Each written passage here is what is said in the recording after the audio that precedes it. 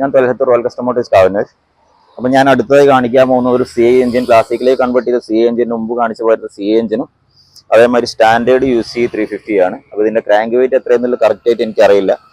പക്ഷേ ഇതിൻ്റെ സ്റ്റാൻഡേർഡിൻ്റെ കോമൺ ആയിട്ട് വരുന്നത് സാധാരണ വരുന്നത് 10.4 10.5 kg ക്രാങ്ക് വെയിറ്റ് വരുന്ന വണ്ടിയാണ് സ്റ്റാൻഡേർഡ്. ഇത് 37,000 കിലോമീറ്റർ ഓടിയിട്ടുണ്ട്. 37 കിലോമീറ്റർ ആയിരിക്കില്ല, അതിനേക്കാളും കൂടുതലായിട്ടുണ്ടാവും. ഇതും ഏകദേശം വർക്ക് കഴിഞ്ഞിട്ട് എനിക്കൊന്ന് 20,000 25,000 കിലോമീറ്റർ ഓടിയിട്ടുണ്ട് വണ്ടി. അപ്പോൾ ഇതിൻ്റെ ഒരു കാര്യം, നമ്മൾ സി എഞ്ചിൻ എടുക്കുന്ന ആളുകൾ പ്രത്യേകം ശ്രദ്ധിക്കാനുള്ള ഒരു കാരണം, ഒരുപാട് ആളുകൾ ഫോട്ടോസിലും മറ്റും കണ്ടിട്ട് ഇൻസ്റ്റാഗ്രാമിലൊക്കെ കണ്ടിട്ട് അലോയ് വീൽസിന് നല്ല ഭംഗിയാണെന്ന് കരുതിയിട്ട് അലോയ് വീൽസ് ഇടുന്ന ആളുകളുണ്ട്. ഞാനിപ്പോൾ എൻ്റെ പേഴ്സണൽ അഭിപ്രായത്തിൽ എനിക്ക് പറയാനുള്ളത്, സി എഞ്ചിനിൽ ഒരിക്കലും നിങ്ങൾ അലോയ് വീൽസ് യൂസ് ചെയ്യരുത്. കാരണം സി എഞ്ചിൻ നമ്മൾ ഉപയോഗിക്കുന്നത് ലോ എൻഡ് ടോർക്ക് കൂടുതലായിട്ട് നമുക്ക് ആസ്വദിക്കാൻ വേണ്ടിയിട്ടാണ്. അതായത് സ്ലോ സ്പീഡിൽ പോകാൻ വേണ്ടിയിട്ടാണ് നമ്മൾ സി എഞ്ചിൻ ഉപയോഗിക്കുന്നത്, ക്രാങ്ക് വെയിറ്റിൽ വണ്ടി ഉപയോഗിക്കുന്നത്. അപ്പോൾ ഇത് എന്താ സംഭവിക്കുക എന്ന് വെച്ചാൽ, ഇതുമാതിരിയുള്ള ചൈനീസ് അലോയ് വീൽസിന് എയറിനെ കട്ട് ചെയ്ത് പോകാനുള്ള ആ ഒരു ഇത് കുറവായിരിക്കും. കാരണം പറയാം, ഇവിടെ എയർ തട്ടിയിട്ട് ഇതിനുള്ള എയർ ഡിഫൻസ് കൂടുതലായിരിക്കും ഈ അലോയ് വീലിന്. അപ്പോൾ അതുകൊണ്ട് തന്നെ നമുക്കറിയാലോ, വീതിയിലൊരു സാധനം ഇങ്ങനെ പിടിച്ചിട്ട് വണ്ടി ഓടിക്കഴിഞ്ഞാൽ നമ്മൾ എയർ നമ്മളെങ്ങനെ ഡിഫെൻഡ് ചെയ്യുന്ന സമയത്ത് നമുക്ക് മുന്നോട്ട് കുതിക്കാനുള്ള ഒരു പവർ കുറവായിട്ടാണ് വരിക. അതുകൊണ്ട് തന്നെ ഇത് ലോ എൻഡിൽ വരുന്ന സമയത്ത് കുറച്ച് പെട്ടെന്ന് എഞ്ചിൻ കുത്താൻ ഇടിക്കാനുള്ള സാധ്യത കൂടുതലാണ് അലോയ് വീൽസിന് കേട്ടോ. ഇപ്പോൾ സ്പോക്ക് വീൽ നോക്കുക, സ്പോക്ക് വീലിന് ഒരിക്കലും നമ്മൾക്ക് അങ്ങനത്തെ ഒരു എയർ ഡിഫൻസ് ഇല്ലാത്തതുകൊണ്ട് തന്നെ നമുക്ക് വണ്ടി ഒഴുകിയിട്ട് പോകുള്ളൂ. എയർ കട്ടിങ് കറക്റ്റായിട്ട് റൗണ്ട് ഷേപ്പിലായതുകൊണ്ട് എയർ കട്ട് ചെയ്ത് അങ്ങ് പോകും. പക്ഷേ ഇത് എയർ കട്ട് ചെയ്ത് പോകുമ്പോൾ പ്രതിരോധം കൂടുതലായിരിക്കും, ഇതിന് റെസിസ്റ്റൻസ് കൂടുതലായിരിക്കും. അതുകൊണ്ട് തന്നെ സി എഞ്ചിൻ എടുക്കുന്ന ആളുകൾ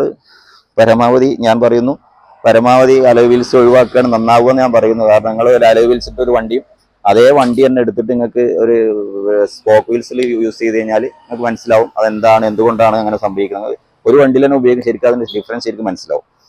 അപ്പോൾ ഏതായാലും ഞാൻ ഇതിൻ്റെ രണ്ട് വണ്ടിയുടെയും ഒരു ലോ എൻഡ് ടോർക്ക്, അതായത് സ്ലോ സ്പീഡിൽ എത്രത്തോളം എങ്ങനെ പോകുന്നു എന്നുള്ളതാണ് കാണിച്ചു തരാൻ പോകുന്നത്. ആ വീഡിയോ മുഴുവനായിട്ട് കാണാൻ ശ്രമിക്കുക. നമുക്ക് പിന്നെ വീഡിയോയിലേക്ക് പോകാം. ഫസ്റ്റ് ഞാൻ കാണിക്കാൻ പോകുന്നത് സ്റ്റാൻഡേർഡാണ്.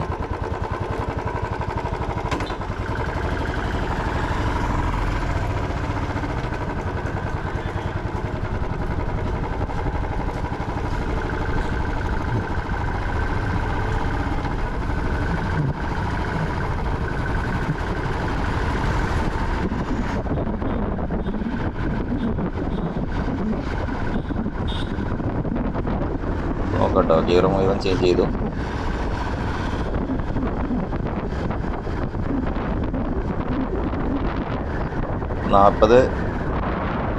സ്പീഡിൽ 40, 35, 40 സ്പീഡിൽ പോകാൻ പറ്റുന്നുണ്ട്.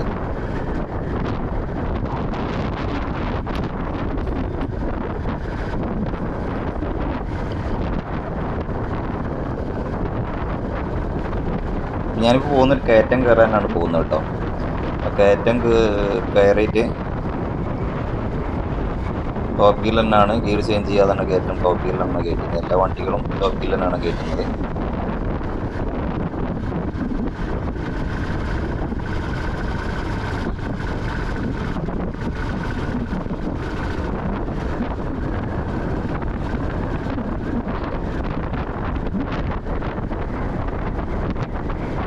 ഇതൊരു കയറ്റാണ് കേട്ടോ. അത്യാവശ്യം ടോപ്പ് ഗിയറിലൊക്കെ കയറി പോകുന്നൊരു കയറ്റാണ്. അപ്പം അത്യാവശ്യം വലിയ കുറവുള്ള വണ്ടികളൊന്നും കയറ്റം ടോപ്പ് ഗിയറിൽ കയറി പോകില്ല.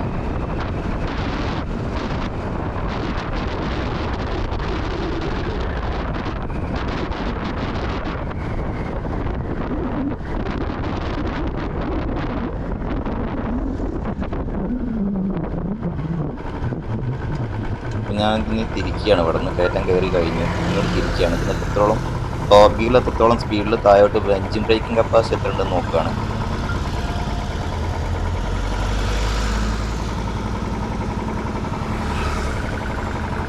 ഇറങ്ങുന്ന സമയത്ത് നമ്മൾ ഗിയർ ഡൗൺ ചെയ്ത് ഇറങ്ങണമല്ലോ, പിന്നെ ടോപ്പ് ഗിയറിലാണ് കയറി ഇറങ്ങുന്നത്.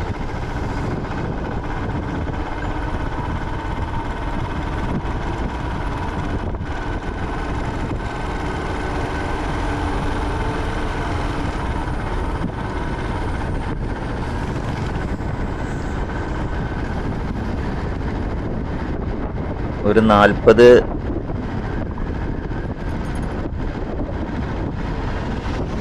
45 ഇടയിൽ 40 സ്പീഡിൽ തന്നെയാണ് ഇത് ഇറങ്ങുന്നത്. അതായത് എഞ്ചിൻ ബ്രേക്കിംഗ് കപ്പാസിറ്റി കൂടുതലാണ് വണ്ടിക്ക് കേട്ടോ.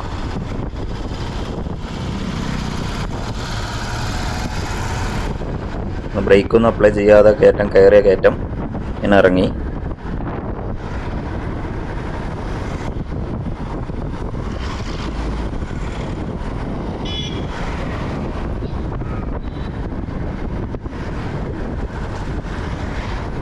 നാൽപ്പത്തഞ്ച് സ്പീഡിൽ ആ ഇറക്കം ഇറങ്ങാൻ പറ്റിയിട്ടുണ്ട്. അതായത് എൻജിൻ ബ്രേക്കിംഗ് കപ്പാസിറ്റി 40-45 ഞാനിപ്പോൾ കയറി കയറ്റത്തിൻ്റെ ഇതാണ് പറഞ്ഞത് കേട്ടോ.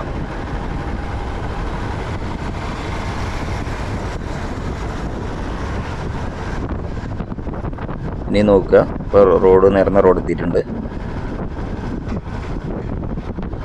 ഇപ്പോൾ 40-ലാണ് പോണത്.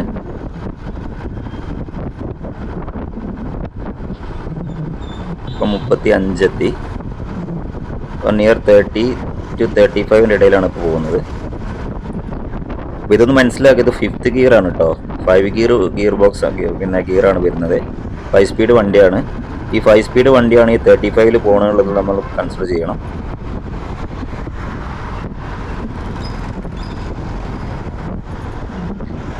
അതായത് 30-35 റേഞ്ചിൽ നമുക്ക് പോകാൻ പറ്റുന്നുണ്ട് കേട്ടോ. 30 ഞാൻ പറയില്ല, എന്നാലും 35-40 അതിൻ്റെ ഇടയിൽ നമുക്ക് എന്തായാലും ടോപ്പ് ഗിയറിൽ വണ്ടി പോകാൻ പറ്റും.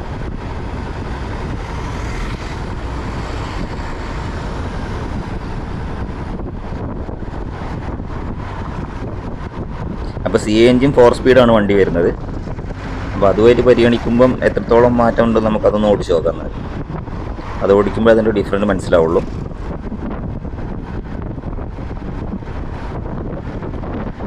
അപ്പോൾ എന്തായാലും സിറ്റി ഡ്രൈവിങ്ങിനൊക്കെ പറ്റിയൊരു വണ്ടി തന്നെയാണ് UC സ്റ്റാൻഡേർഡ്. അപ്പോൾ അതൊക്കെ എന്ന് പറഞ്ഞാൽ ഞാൻ പറഞ്ഞല്ലോ, ഒരു 40-45 കിലോമീറ്ററും 1000 കിലോമീറ്ററും ഓടിയ വണ്ടികൾ മാത്രമേ ഇങ്ങനെ സ്മൂത്തായിട്ട് ഓടുള്ളൂ. ലോ കിലോമീറ്റർ വണ്ടികളൊന്നും ഇങ്ങനെ ഓടിക്കൊള്ളണമെന്നില്ല. അത് എൻജിൻ അങ്ങോട്ട് ഫ്രീ ആയിട്ട് ഫ്ലോ ആയി തുടങ്ങണമെങ്കിൽ 25-30 കിലോമീറ്ററിൽ തുടങ്ങുന്നത് ഫ്രീ ആവാൻ വേണ്ടിയിട്ട്. 50,000 കിലോമീറ്റർ കഴിയുമ്പോൾ ആകുമ്പോഴേക്കും പക്ക അങ്ങ് ഫ്രീ ആവാൻ വേണ്ടി. ഞാൻ ഈ വണ്ടി ഇപ്പോൾ മാക്സിമം ഏറ്റവും കൂടുതൽ ഓടിച്ചിട്ടുള്ളത് 35 റേഞ്ചിലാണ്. 30-35 റേഞ്ചിലാണ് എനിക്ക് ഏറ്റവും ലോ സ്പീഡായി കിട്ടിയിട്ടുള്ളത്. ഞാൻ ഇവിടെ തിരിക്കുകയാണ്.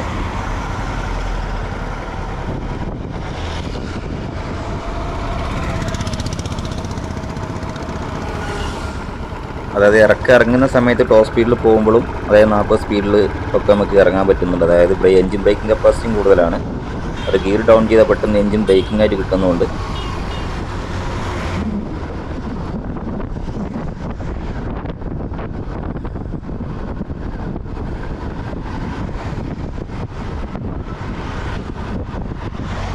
അപ്പോൾ കൂടുതൽ ആളുകളും ചോദിക്കാറുണ്ട് 45-40 സ്പീഡിലാണ്. ഈ 40 സ്പീഡിൽ 40ൻ്റെ മുകളിലൊക്കെ പോയത് ആ കയറ്റം കയറുമ്പോഴാണ് കേട്ടോ. കയറ്റം കയറുമ്പോൾ സ്പീഡ് കൂട്ടിയിട്ടാണ് നമ്മൾ 40ൻ്റെ മുകളിലൊക്കെ പോയിട്ടുള്ളത്. അല്ലാതെ ഫ്ലാറ്റ് ആയിട്ടുള്ള റോഡിലൂടെ കംപ്ലീറ്റ് പോയിരിക്കുന്ന 40ൻ്റെ ചോടയാണ്. 35-40 ആ റേഞ്ചിലാണ് പോയിട്ടുള്ളത്. ഇപ്പോൾ 35 റേഞ്ചിൽ എന്തായാലും ഈ വണ്ടി ഓടിക്കാൻ പറ്റുന്നതാണ് എൻ്റെ ഒരു എക്സ്പീരിയൻസിൽ എനിക്ക് മനസ്സിലായിട്ടുള്ളത്. അത് സ്റ്റാൻഡേർഡ് നമ്മുടെ അടുത്ത് സ്ഥിരമായിട്ട് വരുന്ന വണ്ടികളെല്ലാം തന്നെ എല്ലാ വണ്ടി ഓടിച്ചപ്പോഴും എനിക്ക് ഫീൽ ചെയ്തിട്ടുള്ളത് 30-35, 30 എന്ന് ഞാൻ പറയില്ല, 33-40 അതിൻ്റെ ഇടയിലും വണ്ടി കൊണ്ടുനടക്കാൻ പറ്റുന്നുണ്ട്. ഒരു 50-60 കിലോമീറ്റർ 70,000-80,000 കിലോമീറ്റർ ഓടി കൊണ്ടുള്ള 30 റേഞ്ചിലൊക്കെ പോയ വണ്ടികളുണ്ട്. അങ്ങനത്തെ വണ്ടികൾ വരുമ്പോൾ ഞാൻ വീഡിയോ എടുത്ത് കാണിച്ചു തരാം. ഇപ്പോൾ സ്റ്റാൻഡേർഡിൻ്റെ വീഡിയോ കഴിഞ്ഞു. ഇനി നമുക്ക് എടുക്കാൻ പോകുന്നത് CA എഞ്ചിനാണ്. നോക്കുക, എഞ്ചിൻ നോക്കുക കേട്ടോ. പെട്ടെന്ന് വീഡിയോ കാണുന്ന ആളുകൾക്ക് ഇതൊരു ക്ലാസിക്കാന്ന് തോന്നും. അതുകൊണ്ടാണ് ഞാൻ എഞ്ചിൻ കാണിച്ചെന്ന്.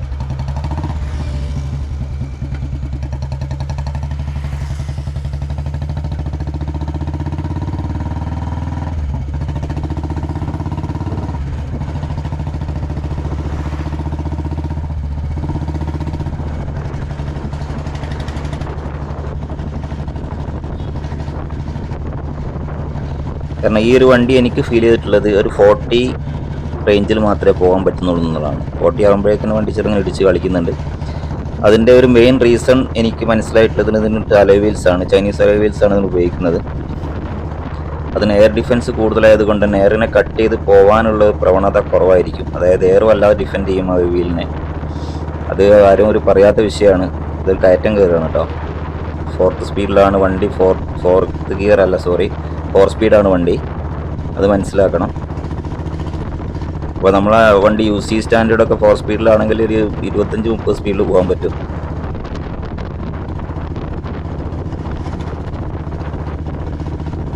അപ്പോൾ ഇതിൻ്റെ ഒരു braking capacity, engine braking capacity അവിടെ തിരിക്കുന്ന സമയത്ത് മനസ്സിലാവും. മറ്റേതൊരു 40 ആയിരുന്നുവെങ്കിൽ ഇത് എത്രയാണെന്ന് നോക്കാം നമുക്ക്. കാരണം UC സ്റ്റാൻഡേർഡ് CI വണ്ടി എല്ലാ വണ്ടികളും തന്നെ നമുക്ക് പറയാനുള്ള എന്താണെന്ന് വെച്ചാൽ എല്ലാ വണ്ടികളും തന്നെ ക്രാങ്ക് വെയിറ്റിൽ വണ്ടിയല്ല എന്നുള്ളത് മനസ്സിലാക്കണം. കൂടി പോയിട്ട് നമ്മൾ സ്റ്റാൻഡേർഡ് എനിക്കൊരു ഓൾഡ് UCI എഞ്ചിൻ വണ്ടി വേണമെന്ന് കരുതിയിട്ട് എടുത്ത് പോയത്. വണ്ടി ക്രാങ്ക് വെയിറ്റ് ഉണ്ടോ, അതായത് 30-35 റേഞ്ചിൽ വണ്ടി ടോപ്പ് സ്പീഡിൽ ഓടുണ്ടോ എന്നൊക്കെ നോക്കിയതിന് ശേഷം, കൺഫേം ആക്കിയതിന് ശേഷം മാത്രം ആ വണ്ടി നിങ്ങൾ എടുക്കുക. അതല്ലെങ്കിൽ ആ വണ്ടി ഒഴിവാക്കുക. അല്ലാതെ നിങ്ങൾ എഞ്ചിൻ വർക്കിന് വേണ്ടി ഭാരിച്ച പൈസ ചിലവാക്കേണ്ടി വരും നിങ്ങളെ റേഞ്ചിലെത്താൻ വേണ്ടിയിട്ട്. മാത്രമല്ല അഥവാ എഞ്ചിൻ വർക്ക് എടുത്ത് കഴിഞ്ഞാൽ 2000 കിലോമീറ്റർ ഓടിയാൽ തന്നെ മാത്രം ഫ്രീ ആയിട്ട് നമുക്ക് വണ്ടി ഉപയോഗിക്കാനും പറ്റുള്ളൂ. അതുകൊണ്ട് യൂസ്ഡ് മാർക്കറ്റിൽ നിന്ന് ഒരു വണ്ടി എടുക്കുന്ന സമയത്ത് നിങ്ങൾക്ക് ടോപ്പ് ഗിയറിൽ ഏത് സ്പീഡിൽ പോകുന്നുണ്ടോ നോക്കാം കേട്ടോ. എന്നിട്ട് ആ വണ്ടി സെലക്ട് ചെയ്യുക. നമ്മൾ തിരിക്കുകയാണ്. ഇറക്കം ഇറങ്ങുന്ന സമയത്ത് ഇതിൻ്റെ ബ്രേക്കിംഗ് കപ്പാസിറ്റി നോക്കാം, എഞ്ചിൻ ബ്രേക്കിംഗ്.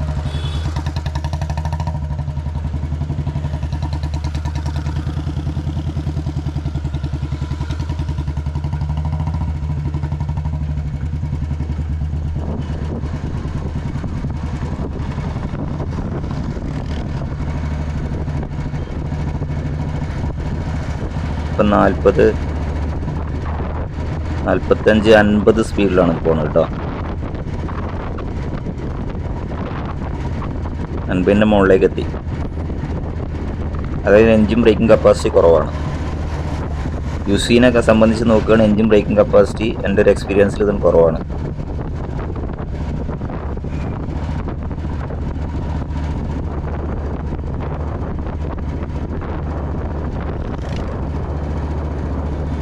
അപ്പോൾ ഈ ഒരു വണ്ടി ഫ്ലാറ്റ് റോഡിൽ എത്തിക്കഴിഞ്ഞാൽ, അപ്പോൾ ഇറങ്ങിയിട്ട് ഫ്ലാറ്റ് റോഡിൽ എത്തിക്കഴിഞ്ഞാൽ എങ്ങനെ പോകുന്നു നോക്കൂട്ടോ നിങ്ങൾ.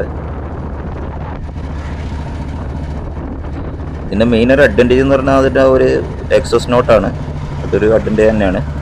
അത് പുതിയ വണ്ടിക്കുമ്പോൾ സൈലൻസർ മാറ്റിയാൽ നമുക്ക് ഓടിക്കാൻ പറ്റില്ല, നിയമം അനുവദിക്കുന്നില്ലല്ലോ. അപ്പോൾ ഇതിന് അങ്ങനത്തെ ഒരു വിഷയം ഒതുക്കുന്നില്ല. അതൊരു വലിയൊരു കാര്യം തന്നെയാണ്. പൊട്ടിച്ച് പോകാൻ പറ്റും. ഇത് ഫ്ലാറ്റ് റോഡിൽ എത്തിയിട്ടുണ്ട്. അപ്പോൾ നമുക്ക് ഫ്ലാറ്റ് റോഡിൽ എത്തിക്കഴിഞ്ഞാൽ 40ൻ്റെ താഴോട്ട് ഈ വണ്ടി പോകുന്നില്ല എന്നുള്ളതാണ് വാസ്തവം.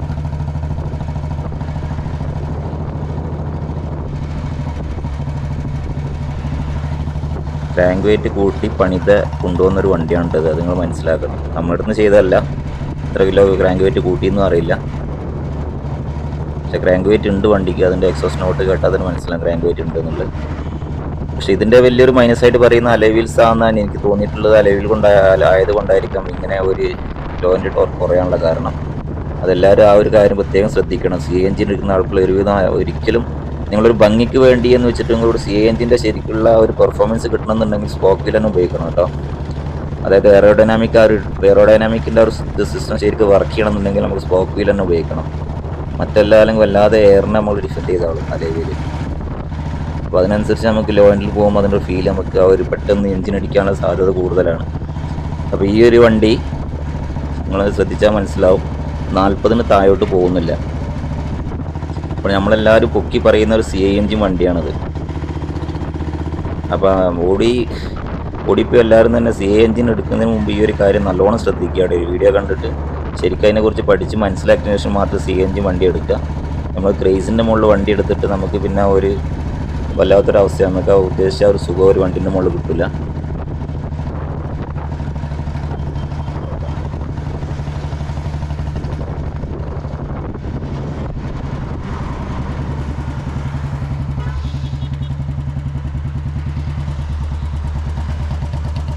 അപ്പോൾ അലോയ് വീൽ ഇല്ലാത്ത ഒരു വണ്ടി, ഒരു CI എഞ്ചിൻ വണ്ടി, ക്രാങ്ക് വെയിറ്റിൽ വണ്ടി എങ്ങനെ ഓടും എന്നുള്ള അടുത്ത വീഡിയോയിൽ ഞാൻ കാണിച്ചു തരാം കേട്ടോ. ഇതിപ്പോൾ അലോയ് വീലുള്ള വണ്ടിയാണ്, അതുകൊണ്ടാണ് ഇത്രയും എഫക്റ്റ് ആയിട്ടുള്ളതാണ് എൻ്റെ എക്സ്പീരിയൻസിൽ. ഞാൻ ഒരുപാട് കാര്യത്തിൽ ഒരു കാര്യം ടെസ്റ്റ് ചെയ്തിട്ടുണ്ട്, അലോയ് വീലുള്ള വണ്ടികളല്ല വണ്ടി ടോർക്ക് കുറയുന്നതായിട്ട്. അപ്പോൾ കസ്റ്റമർ തന്നെ നമുക്ക് നേരിട്ട് പറഞ്ഞ കാര്യങ്ങളുണ്ട്. അലോയ് വീൽ മാറ്റിയ ശേഷം വല്ലാതെ ഹോസ്പിറ്റലിൽ പോകാൻ കഴിയുന്നില്ല എന്നുള്ളതൊക്കെ കംപ്ലയിൻസ് ആയിട്ട് പറഞ്ഞിട്ടുണ്ട്.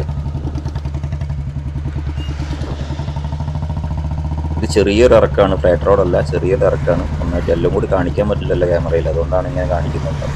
നമ്മൾ മെയിനായിട്ട് കോൺസെൻട്രേറ്റ് ചെയ്യുന്നത് പിന്നെ ഫോക്കസ് ചെയ്യുന്നതിൻ്റെ മീറ്ററാണ്. സ്പീഡിൽ ഓടുന്നു എന്നുള്ളതാണ് നമ്മൾ ഫോക്കസ് ചെയ്യുന്നത്. അപ്പോൾ എന്ത് തന്നെ ആയാലും ഈ ഒരു വണ്ടി, ഈ ഒരു CI എഞ്ചിനുള്ള ഈ ഒരു വണ്ടി 40-ന് താഴോട്ട് പോകുന്നില്ല എന്നുള്ളതാണ് വാസ്തവം. 40-ന് താഴോട്ട് പോയി കഴിഞ്ഞാൽ അപ്പോൾ എഞ്ചിൻ ഇടിക്കുകയാണ്. 40 വരെ ഓക്കെയാണ്. പക്ഷെ നമ്മളെ UC അങ്ങനെയല്ല, 32 to 40-ൻ്റെ ഇടയിലാണ് വണ്ടി ഓടുന്നത്. അപ്പോൾ ഈ ഒരു വണ്ടി, രണ്ട് വണ്ടി നമ്മൾ കമ്പയർ ചെയ്തിട്ട് നിങ്ങൾ മനസ്സിലാക്കുക. അപ്പോൾ എന്ത് തന്നെ ആയാലും കുറച്ചും കൂടെ ഒക്കെ മാറ്റി അലവിൽ മാറ്റിയാൽ മാറുമെന്നുള്ളത് എനിക്ക് തോന്നുന്നു. അലവിയിലല്ലായിരുന്നു എങ്കിൽ, സ്പോക്ക് വീലായിരുന്നെങ്കിൽ 35 വരെ പോകാൻ പറ്റുന്ന എനിക്ക് തോന്നുന്നു. അപ്പോൾ എൻ്റെ ഒരു എക്സ്പീരിയൻസിൽ ഈ ഒരു വണ്ടി 40 ബിലോ പോയിട്ടില്ല. അപ്പോൾ നിങ്ങൾ ഈ വണ്ടി CI എഞ്ചിൻ എടുക്കണോ, അതായത് UC സ്റ്റാൻഡേർഡ് മതിയോ എന്നുള്ളത് നോക്കണം. പിന്നെ നിങ്ങൾ തീരുമാനിക്കുക. ഞാൻ നിങ്ങളെ 2 വീഡിയോ കാണിച്ചു തന്നു.